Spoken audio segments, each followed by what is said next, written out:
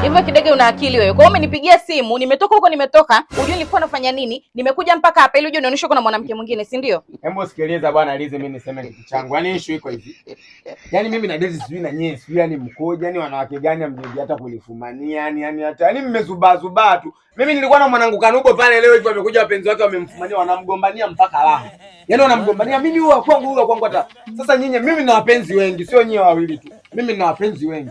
Lakini sasa nyie hata mjali, mnifuatilia, mjui. Sasa mimi ndo maana nimekaa hapa nikaona kama Kanubo amemgombania hadi la na mimi nimekupigia simu ili uje. Lakini bado umefika, badili ufike hapa, unatakiwa uliamishe dude. Inatakiwa ufike umkwide huyu, umpige hata kichwa umwambie, "Ona kimbia na bwana yangu." Wewe unafika tunaanza kunalalamikia mimi. Na wewe ulivyo mpumbavu, huyo anafika.